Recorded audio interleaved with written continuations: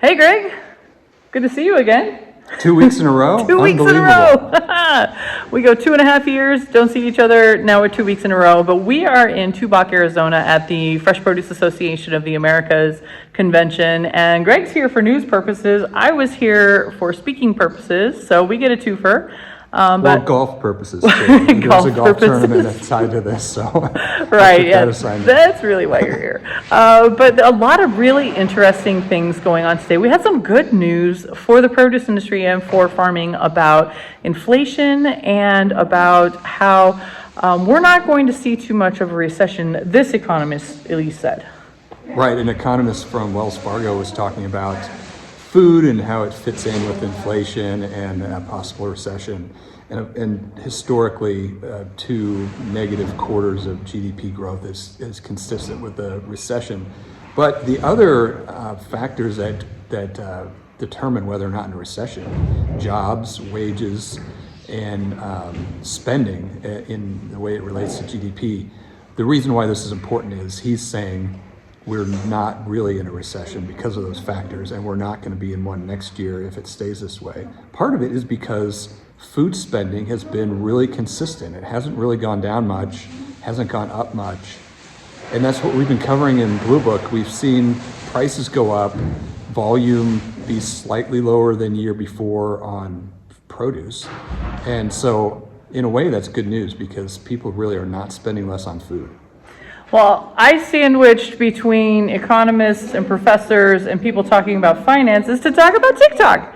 You know? Coincidentally, you just launched your TikTok channel, so what great timing. Yeah, and actually I had a lot of really who, what, where, when, why, and how on the modern social media for this audience, and plugging my own TikTok. And here's the other plug, is that some of our most well-reviewed content this week for Produce Blue Book was my show floor reviews, which were done via TikTok. And you can watch those on producebluebook.com without having to download anything. You can do it on the desktop. So easy watchable there. Right, it's easy to watch on our website, so that's the main message. And part of the important message on TikTok is it is a very young download audience, and it's the future of the people who are going to buy produce, and they're buying produce now. And on TikTok, they are so interested in food trends, and it's a huge opportunity for the produce industry to be authentic and short. I mean, what are you saying the average length of TikTok videos are? 1 to 3 minutes. Anything longer than that, and you're in a part 2 situation. And we have those people in the produce industry now. You can find them on there, and they're the ones who are doing well are doing an excellent job and having millions of views on videos telling their story about producing food and transporting food. And that's something that has been so hard to get to consumers. We always talk about education in the industry, and it's hard to get it to go anywhere because no one has a big budget for that. Social media is a way to do that. And if you've been paying attention, there was a reason we stayed inside instead of outside in the beautiful landscape out here. Scrolling across the back here, the Fresh Produce Association of the Americas, this convention next year will be a Produce Expo.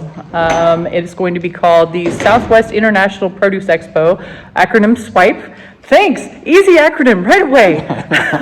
So if you see that, it's going to be November 2nd through the 4th in Tucson. So big change for this group to launch its own Produce Expo. And they say they will still have the awards banquet, education, and golf. I know there's some good golf courses in Tucson, so I can't wait to see what they're going to do with that. All right, well, that's it for the Produce Reporter Week in Review special edition from Tubac, Arizona. If you are not getting the Produce Reporter, you need to go to producebluebook.com and sign up.